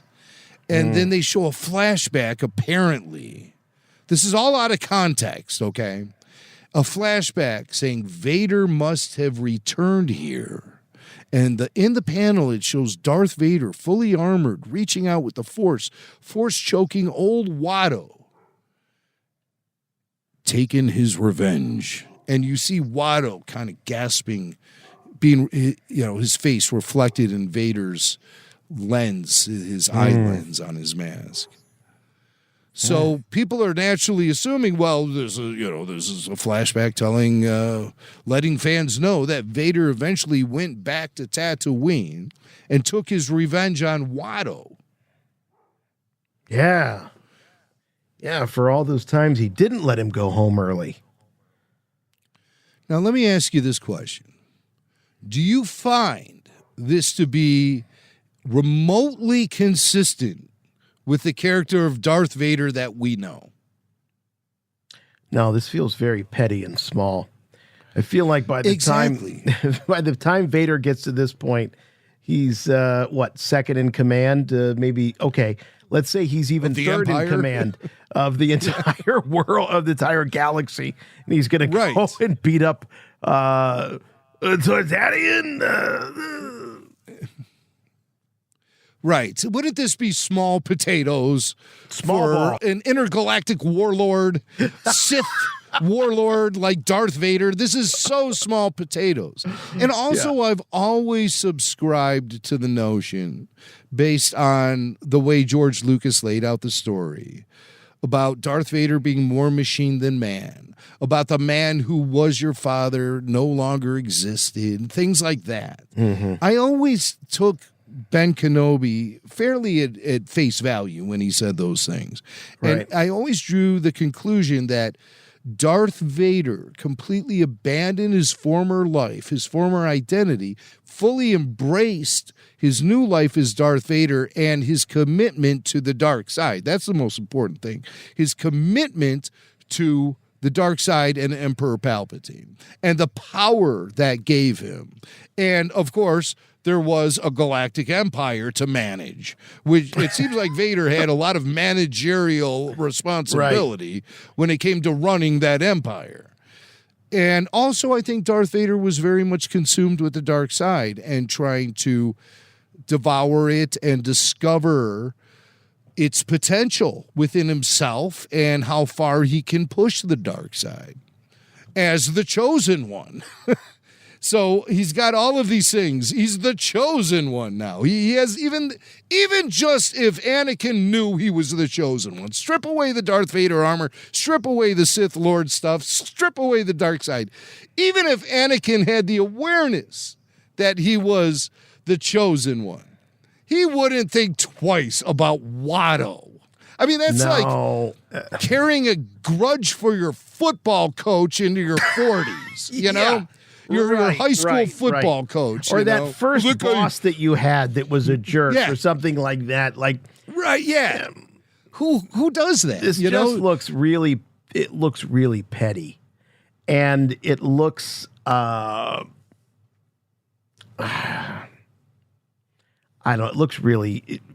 it looks fan fiction-y, I gotta say. Well, a lot of times fans would, they would ascribe these characteristics to Darth Vader, where I always bring up that piece of fan art I saw one time, where it's Vader sitting in his meditation chamber. He's got his helmet off, his head is in his hands, and there's a thought bubble of all the great times he had with Padme Amidala. And I never thought that that's where Vader's head went past the Clone Wars. And I think it's for a number of reasons. His connection to the dark side, his loyalty to Palpatine, but most notably the fact that Palpatine told him he killed Padme. Yeah. That's the love of his life. And so he couldn't exist with that guilt and that shame and just, how he destroyed everything. And he knows that. He knows that knowledge still exists within Vader, but he buried it so deep into his psyche that it's almost impossible. Well, he had to for him to access. He had to kill Anakin Skywalker. Well, yes. He says to Obi-Wan, "You didn't kill Anakin Skywalker. I did. I killed that person that killed Padme, that person that ended all these things for me." So I'm with you. I take Obi-Wan at face value. He ceased to be Anakin Skywalker and became Darth Vader. When that happened, the good man that was your father was destroyed, dead, done. That name no longer has any meaning for me. He divorced himself from having any real connection to that character. And I've always thought, too, that even in the expanded universe, that the idea of returning to Tatooine for Vader avoided it. He didn't want to go anywhere near it because it connected him back to that weak person that he was before. So now he's going to just show up just to whack Watto, some, low-level junk dealer. He's killing Fred Sanford. Let's face it. If Fred had enslaved Lamont, I but whatever. Right, but I mean, he's a junk dealer. Bubba. He enslaved Bubba. And Grady. All of Grady. Them. Right. And Rollo. Okay. And Julio. Okay. And Julio. Right. Mr. Sangford. And his donkey. All right. Yes. But so here's what I think about that. I think a lot of people are jumping to conclusions about this. I don't necessarily know. I mean, this is so taken out of context that you don't even know if it's really part of the story. It's just this little blurb. And if it was put out there by Mark Paniccia to generate a buzz for this upcoming comic book, but the dude hit a home run because the memes, the online memes went crazy in the wake of this. I mean, I got some posts here right in front of me, R.I.P. Watto, and it's a Darth Vader. He's standing at Watto's grave, and I mean, single tear. Here's this guy, Cinnamon Bun on X says, people I haven't spoken to in years are texting me because Watto died. What? Here's another tweet. Some guy says, imagining Watto dumbfounded after Anakin already visited him years before and was completely chill about it, only to show up again out of nowhere as a cyborg monster to kill his ass. I mean, do we think that Vader gave him the old chut chut, but in that Vader voice? I mean, was it like chut chut, chut chut? Yeah. Chut, chut, Watto. Annie, little Annie. What the hell happened to you, huh? You look all crazy. There's some fine clothes you have, little Annie. I can almost see myself. Here's a guy on X who says, we still have Watto's poetry, his essays. They can kill him, but they'll never kill his ideas. And of course, somebody had to take screen grabs from that famous shot at the end of Revenge of the Sith when Vader is reborn via Palpatine in that lab. And the first thing he says is, Watto, Where is Watto? Is he safe? Is he all right? It seems in your anger you killed him. No. Stuff like that. People are all, here's somebody on X who says, I keep picking up the phone to text Watto. Then I remember.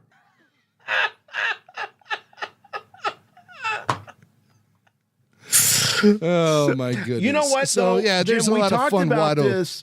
We mentioned this. I can't remember. It was last week or the week before. The fact that the prequel trilogy has seeped in and created so many memes. This is just proof of just how iconic those films are, and this character is of Watto. If this was, there hasn't been enough time. If this was a sequel trilogy character, maybe with the exception of Babu Freak, because he's it just wouldn't have the same life. But this is a prequel era character, and this goes all the way back to 1999 Watto. And wow, it's really something. It's really something to see. The memes are sort of, and the cleverness of them and the jokes. It kind of establishes where the character is within pop culture and within Star Wars fandom. And there seems to be no shortage of fondness for this character. So my son, Michael Mack, you guys have all heard him pretty much grow up on this show. And I asked him, do you consider yourself a Star Wars fan as a young adult now? I mean, I know it's always been swirling around in this house. It's unavoidable. But do you consider yourself connected to Star Wars? Well, you feel confident in your fandom and stuff. He goes, oh, absolutely. I said, well, what about people your age? He goes, they love the prequels because they're so memeable. and you really saw that this week with the Vader kills Watto news, which is, I mean, really pulling back the curtain even more. I wasn't really thinking about having this discussion with you on RFR about this tease for a comic that's not even going to come out till March 12th. But it was because Michael brought it up to me. Oh, really? So, Dad, did you hear about this Watto thing? I'm like, oh, my God, you're talking about Watto? I said, well, we got to talk about it on the show then. If this is what people are talking about. Yeah, what do you think about that whole Watto thing? I right away knew what he was talking about. And I said, well, geez, I put it on the rundown. That's what I think about it. Where is Watto? Is he safe? Is he all right? Yeah. So we'll have to wait and see. We will follow up on this story because I think Charles Soule has intimated online that don't believe everything you see. You're seeing two panels from a mini series, a multi-issue mini series here, taken out of context, and don't jump to conclusions is what he's saying. So, all right, he might be, thinking along the same lines we are, where Watto is kind of small potatoes for Darth Vader. Yeah, you had your gladiator moment. I just want to ride on this for comic book talk for a second, because people that have been listening to this show for 15 plus years, they know that I've struggled with the expanded universe. I've identified as someone who doesn't necessarily enjoy comics and that sort of thing, but I've had a bit of an awakening. It doesn't really deal with Star Wars, but I backed on Kickstarter this project that brought back all of the whole Marvel run of G.I. Joe going back to the early 80s. Predates the animated series, the Sunbow animated series. I remember as a kid, library time at the elementary school, and we would run to the comic book rack and be the first to grab, the G.I. Joe comic. And when it became time to back this project, there's 4 volumes. Look at the size of this thing. There's 4 volumes of this size. I mean, this is probably 4 inches. So this is a compendium, and basically in one investment, I was able to get the entire Marvel run. I'm having a great time just sitting in the evenings and reading a couple of issues each night. And it occurred to me that what I'm enjoying about it is the fact that I'm being spoon-fed all of these great stories, and I don't have to go searching. I don't have to go grab different comics, different floppies. I don't have to go downloading different things. And I'm like, surely something has got to exist similar to this that would allow me to, collect fewer volumes, but get all of these stories. So I wanted to ask our listeners, if I wanted a Star Wars equivalent of this kind of omnibus or compendium, does that exist for the classic 70s, 80s Star Wars Marvel run? Does it exist for the Dark Horse stories? How could I transfer all of this excitement that I have for reading comics at night with Star Wars? Well, I mean, are you completely 100% committed to the actual hard copy comic book? I am. I need the paper. Okay. I can't do the digital. My mind starts to wander, and I get pop-ups, getting text messages while I'm trying to read. Well, you don't get that kind of stuff happening if you use things like the Marvel Unlimited app, which is a really great thing to have on Does your it stop iPad. the pop-ups? Does it stop the text No, messages? there's no pop-ups. There's absolutely. I mean, you have to pay for it. It's like like $70 a year, but you get unlimited comics. And not only do you get access to all the Marvel Star Wars comics that have been released since the Disney acquisition, and the shift of the license back to Marvel Comics from Dark Horse. Mm-hmm. Okay. You get all of those. You get all of the classic Marvel comics from the 70s and 80s, Marvel Star Wars comics.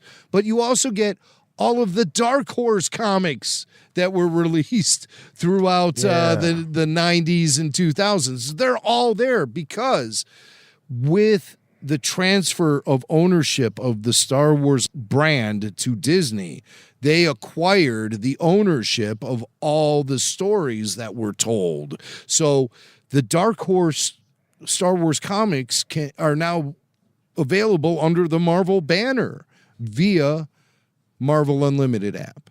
And it's a great app, too, because you can blow up each and every panel to full screen and really get into all the detail. And you can read at night in bed when your significant other is sleeping. Does it work like if I'm binging a TV series on a streamer? Yeah. And and the credits start to roll on one episode, and it says, "In 3 seconds, we're going to start the next episode." Is that how the comic works, or do I have to go out and go in and like, okay, I was reading issue 16, now I got to find issue 17? Like, I really need, like I said, spoon-fed this this content. Like these compendiums, these omnibuses are delivering for me. Well, yeah, you definitely get that with the Marvel app, because when you reach the end of whatever issue you're reading, a window will pop up asking you if you want to continue reading. Go on to the next issue in the arc, and you just hit that, and boom, you're right up there at the front cover, and you can fly through it. So the best way to sort of achieve this, for me, this experience that I'm getting with these big compendiums for Star Wars would be through the app. So I would love it if they were, I would back something like this project they did for G.I. Joe for Star Wars in a second, because there's, again, like I said, there's 4 volumes of this. Each one's about, 3 inches in girth of all these stories. And I would just love it. But so you're saying probably the best bet for me would be the digital, get the Marvel app, pay for the subscription, and it's going to be all I can eat for, whatever it is per month.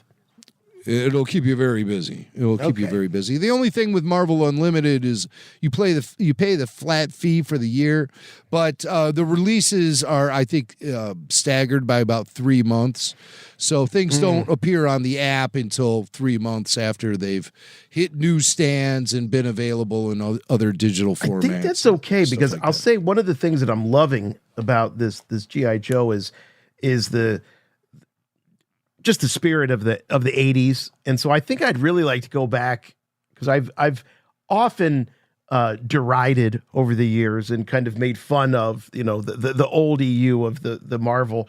But There's also sort of like a charm and a quaintness to it too that I think that I would really enjoy. So I kind of want to go back. I know there's a bunny, there's a guy, there's Jackson, and there's stuff, but I also really am kind of getting to this point in my life where I am sort of nostalgic and unapologetically so for that era, that time. And I wasn't really consuming comic books. I was too young at that point. So I think that's where I would start. I think I would go back to those old Marvel stories. I mean, they certainly carried your fandom for years in between films. So there's got to be something. They were to hit it. or miss, you know. I mean, some of them were really kind of dopey and campy, and you bring up Jackson the Rabbit, of course. He's kind of become a symbol of the classic Marvel Star Wars era. But I mean, in reality, he only appeared in about 4 or 5 issues, 4 or 5 issues tops. I mean, really? It wasn't like he was. Oh my yeah, God, he wasn't like some. He's the Ernest He T. wasn't like some Bass mainstay of Star Wars. I mean, essentially, yeah. That's a good kind of connection to draw. Yeah, but yeah, it's not like he's some sort of mainstay throughout that run. I'm shocked. I really thought that he was a supporting character. I would have assumed that, given all the hype around him, that he was a supporting character throughout the run of that series.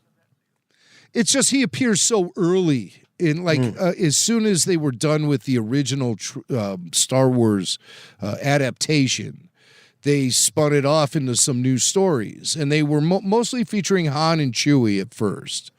And Han and Chewie were going to deliver the money to Jabba the Hutt. They owe that the two guys owed him. They get intercepted on the way by Crimson Jack, who got a name shout out in Skeleton Crew. Crimson Jack, a pirate who then takes all of the reward they got for blowing up the Death Star, and they take that. Then they become part of this mercenary crew that are fighting for the independence of a planet called, I believe it was called Aduba. And it's sort of a Magnificent Seven, kind of Seven Samurai sort of take on this story. And they become part of this mercenary crew. And Jackson is among the mercenaries. And I mean, so he's not even really he's more or less a background character in a few issues. But because it was the very first expanded universe Star Wars storytelling that Jackson appears in, he sort of became like this goofy mascot for Marvel Star Wars. Yeah, he is a mascot. He's a mascot. I remember being a kid in the 70s looking at this going, this green Bugs Bunny does not fit into Star Wars. This is such a long shot. And it was a Howard Chaykin invention. And Howard was notoriously... his relationship with Star Wars was odd. George Lucas handpicked Howard Chaykin to create the adaptation, the comics adaptation, and Howard did so by only looking at stills. He was never even given, and a lot of those stills were in black and white. And so he was kind of winging it, and then they decided to expand the story for indeterminate run after the original adaptation was told. So Howard had to create some characters, and he did like a knockoff Luke Skywalker type kid. He did a knockoff Ben Kenobi guy called, what was his name? Don Juan Quixote. I mean, it was it was like almost bootleg Star Wars, like the Uzes. So, okay, one, we talked to Howard Chaykin here on Rebel Force Radio many years ago. Yes. So there is an interview. I remember him having a not a great relationship with Star Wars. He was polite, but very direct. With Howard Chaykin, the bottom line is he did this 6-issue adaptation and worked on like 3 or 4 issues following that, and then bailed from Star Wars because he saw Star Wars explode into this worldwide giant success, and Howard feels like he should have gotten a little piece of that pie. Maybe he was paid very, just kind of scale maybe to do the Star Wars adaptation, and it didn't pay off. He saw that comic book just sell in the millions and essentially rescue the comic book industry. It was getting kind of flat there in the 70s. And it was Star Wars that really shot a bolt of energy into the entire comic book industry and brought the whole industry back. And Chaykin feels like, his paycheck didn't really reflect that.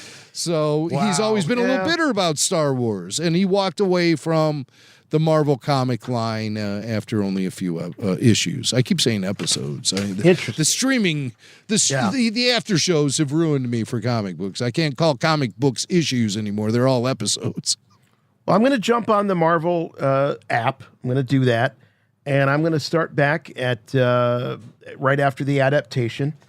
I'm assuming that's what did they consider the beginning of that adaptation issue 1? And then, so by the time you would get... No, that was issue 7 when Han and Chewie went off on their adventures. So issue 7 is when the post A New Hope adventures begin, right? Right. Beyond the film, beyond the galaxy. Oh, that's right. The cover. that was their tagline, yeah. So I'm gonna do that because I've really enjoyed sort of the kitschiness of 80s comics, and then when the family goes to bed and I'm enjoying a nice adult beverage and sitting there, and there's something about this time of year. It's cold out, and I've been enjoying it. So I'll take a little break from my G.I. Joe, and I'll read some Star Wars comic books. It's fun. And there are also hard copy collections of all of that stuff. They're real pricey, man. I've looked on eBay. Ooh, some of those like compendiums and compilations are really, really pricey. I would love it if there would be something like this project. This project that they did for the Marvel run of G.I. Joe is just outstanding. It was a little pricey, but I'm glad I backed it, and I'm glad I have it. And the whole time I'm looking at it, I'm like, dang, why doesn't somebody do this for Star Wars? It would be so cool. So cool. Well, I hope this Watto hype it shoots a bolt of energy into the Star Wars comic book line, because sales have not been very good throughout 2024. There was a big drop-off. I look at this website, Comic Book Revolution, and they break down sales figures each and every month for comic books. And it's really nice because they provide analysis for not only the different comic book companies like Marvel, DC, etc., but they also break it down by franchise. I always look at their Star Wars franchise reports. And currently, Star Wars Marvel has just wrapped up a 12-issue miniseries called The Battle of Jakku, which I enjoyed quite a bit, written by Alex Segura. And Alex is going to continue writing on Star Wars comic books as they expand the story beyond the Battle of Jakku. But apparently that was not really a big hit. And none of the Star Wars titles have been doing very well. I just want to read this one excerpt from Comic Book Revolution. This is after evaluating the November sales numbers, which are the most recent numbers that they've been able to provide. Their summary is this, and it's not good. The Star Wars franchise is in complete ashes right now. This is as low as we've seen the franchise ever since Marvel Comics started publishing Star Wars comics after Disney purchased Lucasfilm. The Star Wars franchise used to get strong sales numbers. It is stunning to see how this once mighty franchise has completely fallen off a sales cliff. The problems are multiple. First, Lucasfilm keeps hiring terrible writers to write these comic books. Second, the High Republic Initiative has been a spectacular failure across the board. Nobody cares about it. Third, it appears the decision to move the focus of the comic books from the original trilogy seems to have generated little reader excitement. So you're hearing it right there from what I would consider to be a fairly neutral source. These guys report on every comic book that's released. Star Wars, superheroes, DC, Marvel, the entire industry gets analyzed by this webpage. And that is the report card they're giving Star Wars right now, which is so unfortunate because I think some of the stories that have been getting told lately via things like the Battle of Jakku. And I've just been reading the Jango Fett miniseries from 2024. It's a 4-issue miniseries. I think it's pretty damn good. So I've been more and more encouraged by Star Wars comic books. But apparently, according to Comic Book Revolution, the numbers are not worth celebrating. Well, you know, if something is going to make a turnaround, and we saw this with Skeleton Crew, which got a lot more, we're going to talk about this in just a moment when we look at the ratings. Sometimes the thing that precedes a thing impacts the reception of the thing. And if High Republic and that era has fallen flat, it doesn't matter how good the stuff that comes after is, because the audience has dropped off. So hopefully, you know, it will catch up. And Jim, one of the things, you know, as we were talking about, these numbers are coming out for the Disney Plus top 10 TV shows of 2024. And Star Wars, I guess this is good news. Star Wars has six of the top 10 slots. This is 2024, but what's revealing is that, only Acolyte, Skeleton Crew, and Bad Batch Season 3 came out in the year 2024. So this is what makes kind of tracking streaming series and analyzing the success or the failure of these things really challenging. So they go by the number of minutes watched. And according to this top 10, you've got Percy Jackson and the Olympians. That takes the top slot. So Percy Jackson was $3.07 billion. It started streaming at the end of 2023, obviously went into 2024 in order to be counted here. It has the benefit of being out there for a full year. Good so point. People can put eyes on it. Yeah. Yes, because there is, with streaming, there's what you call the long tail. Because if you can have a whole year like Percy Jackson did to get eyeballs on it, yeah, you're absolutely right. Acolyte, number 2, and it came on in the summer, so it had about a half a year to get eyeballs on it, but number 2 in the top 10 of Disney Plus shows streamed in 2024. And you get an Agatha All Along, Echo, X-Men 97, which is the pickup series that, you know, kind of picked up where things left off in that Fox animation series in the 90s. And then you get into number 6. Dude, Bad Batch Season 3, number 6 for 2024 of all Disney Plus shows, and number 2 in terms of Star Wars. I think that's I think that's crazy. With 923 million minutes watched. But again, an early release, February, so it did have most of the year to pick up some steam. But I was really shocked to see that leading number 7, which is Skeleton Crew. And you could say, well, you know, Skeleton Crew, my gosh, there it was. It only had a couple of episodes in the year 2024. So maybe it would have fared better when we see the results for 2025. Skeleton Crew might actually, given the hype and given the fact that the finale and the lead up to the finale ended up in the year 2025, might fare better. I don't know. But nonetheless, you got Skeleton Crew there, number 7. Acolyte, for all of the criticism that was levied against it, did better than Skeleton Crew. And then this is really interesting. Rounding out the top 10, you got Ahsoka, which debuted in August of 2023, getting the number 8 slot. And then Mandalorian Season 3, again, having to go back even earlier in March of 2023, getting number 9. And Mandalorian Season 1. I can't believe this. Mandalorian Season 1 from 2019 in the top 10, number 10 with 693 million minutes watched. Yeah. My head's been spinning since I saw this chart. I don't really know what to make of it. Do you have any thoughts about what this really means? Well, it means that Disney Plus is largely underperforming its competition because the number one show of all 2024 streaming shows was Fool Me Once on Netflix, which brought in over 12 billion minutes watched. Wow. So that's so the difference between 3 million and 12 billion is quite a bit.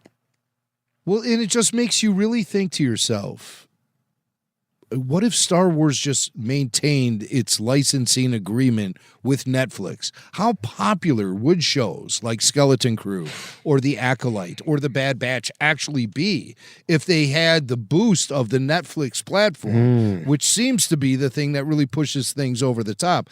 What really surprises me about the list of all 2024 streaming shows, the top 10 list, is that a show on Paramount Plus is number 3, a show called Landman, which I know nothing about. My never even heard of before seeing this. My brother loves it. Billy Bob Thornton. Yeah, he thought it was great. About the whole oil industry. Got some star power there.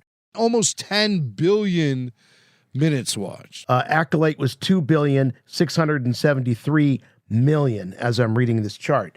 So, yeah. But it still doesn't change the fact that Fool Me Once, the number one streaming show, got 4 times what the Percy Jackson show did, and that was the number one show for Disney Plus. Yeah, more than 4 times what the Acolyte got, and I mean the Acolyte, I'm sure, cost 20 times more than a show like Fool Me Once cost. I'm sure it did. You have Bridgerton at number 2 with over 11 billion minutes watched. Landman at almost 10 billion. The Perfect Couple on Netflix, almost 9 billion. Tulsa King, the great Sylvester Stallone, still showing that he is indeed a heavyweight champ. I've heard great things about that show. Yeah, at 8.5 billion. I've yet to watch it, which really puzzles me because I'm a huge Sylvester Stallone fan. Maybe I'm just saving it, but looking at these numbers and having a subscription to Paramount Plus might lead that show to being on my screen sooner than later. The Eric and Lyle Menendez documentary on Netflix got over 8 billion. The Gentleman on Netflix got over 8 billion. Fallout almost got 8 billion.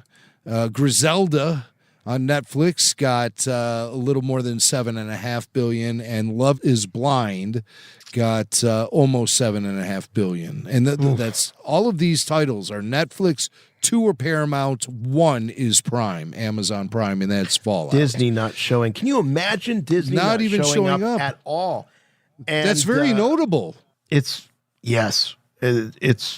Disney Plus, not necessarily a major player in the streaming wars. And when you look at their number one show, or in the case of Star Wars, if we look at that, 2.6 billion, it would be a third of what the number 10 all-time streaming shows is getting. It's only a third. You're absolutely right. Wow. Disney Plus isn't really moving the needle very much, which is scary. Star Wars dominates Disney Plus. That's the good news here. that's one thing to take out of this. Yeah. Star Wars has, more than half. They have 6 of the top 10 titles. And I predict next year that Skeleton Crew will be on this list up in, the top 1 or 2, because I think people are going to catch up to this show. Maybe they had to catch up to Percy Jackson. I don't watch Percy Jackson, so I don't even know. But Percy Jackson sits at number 1, but it was a December release for Disney Plus, very much like Skeleton Crew was a December release in 2024. Right. So I hope Skeleton Crew has legs. It's received nothing but great word of mouth. Plus, it has the star power of a Jude Law.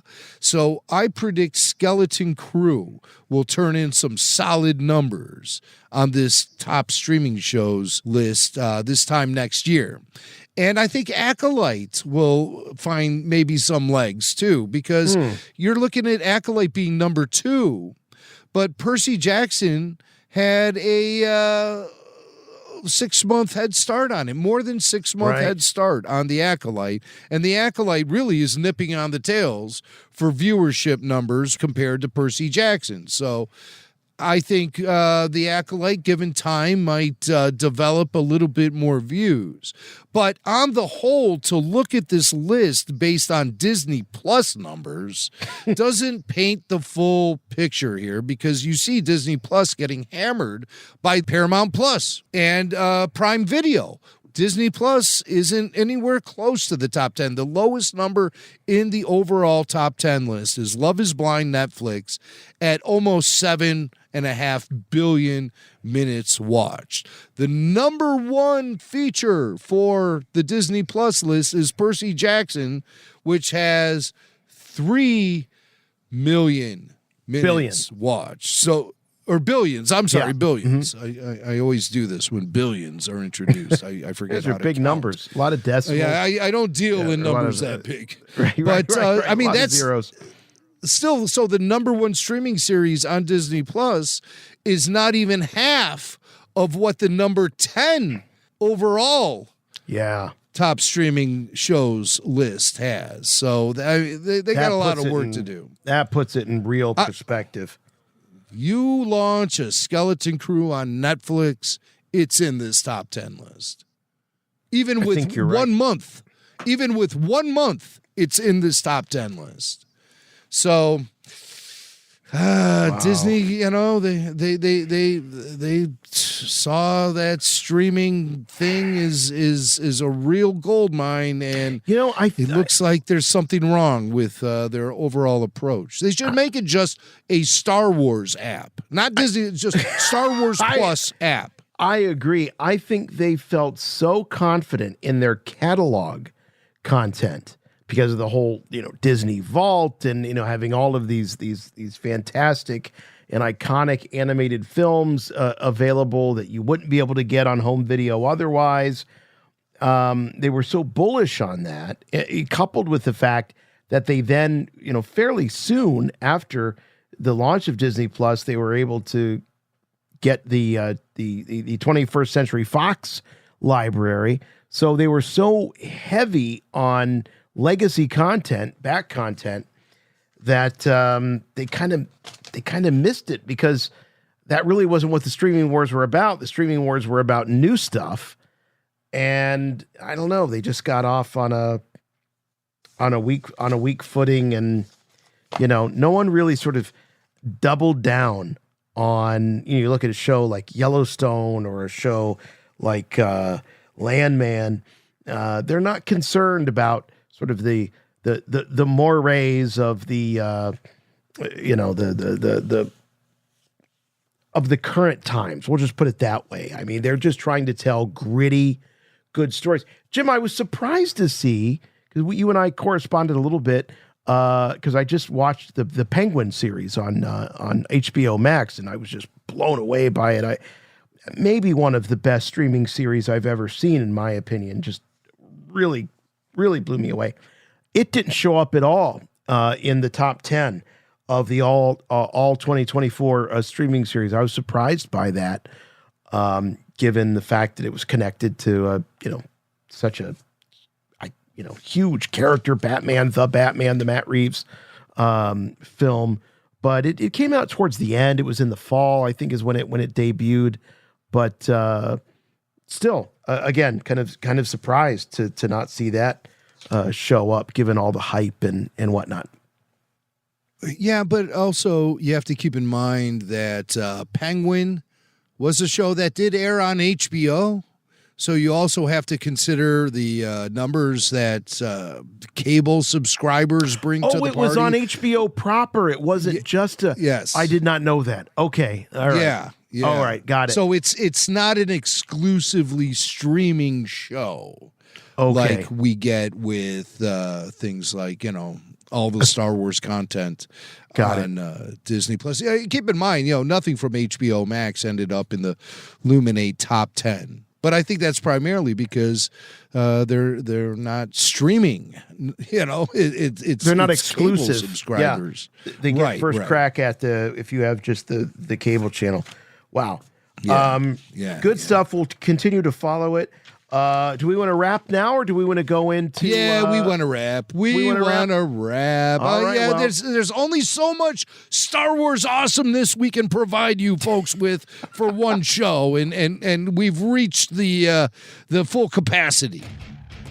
But if you want more of this stuff, you can find us here each and every week. Rebel Force Radio, the weekly podcast. We are your source for the Force and so much more. If you need more Rebel Force Radio in your life, and why wouldn't you? You can always check us out over on Patreon. You heard us talking about it earlier.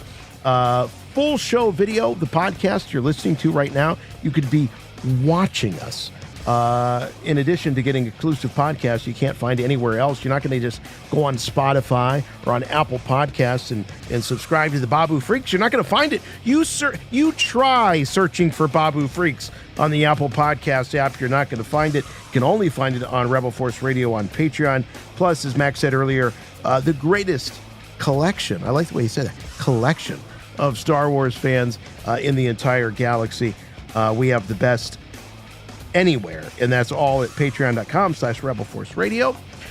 We also have a ton of content over on YouTube that costs you nothing. Check it out, Rebel Force Radio on YouTube, youtube.com/Rebel Force Radio. Please subscribe to the YouTube channel. We know we're the #1 Star Wars podcast anywhere in the world. #1. There's all these, Star Wars YouTubers out there. So if you listen to this podcast, even if you're not a YouTube person, hop over to the YouTube. Give us a subscribe, give us a thumbs up, watch one of the videos, leave a comment. And that is the exclusive home for all of our after shows.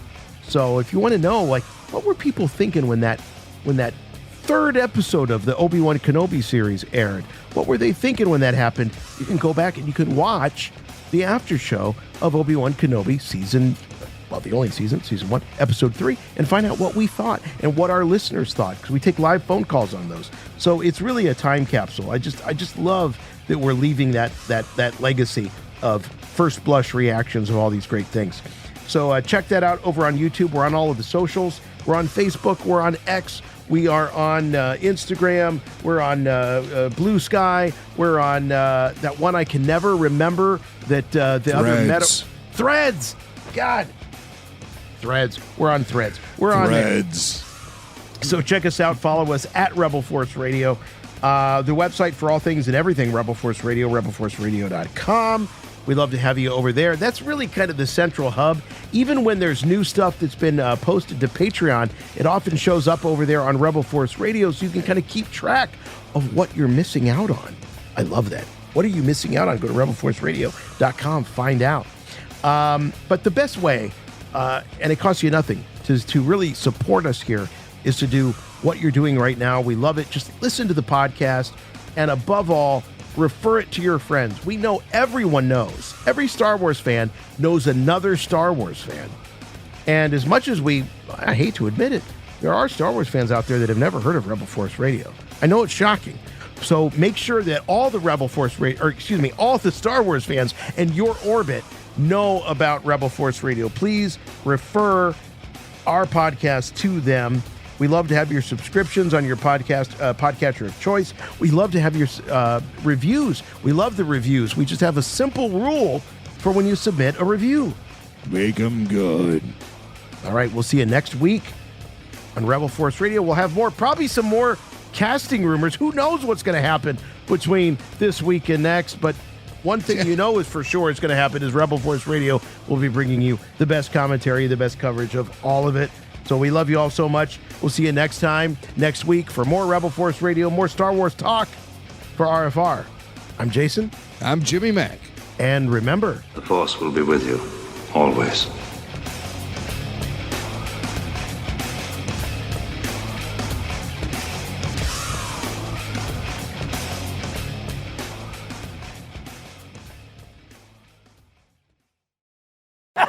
Yeah.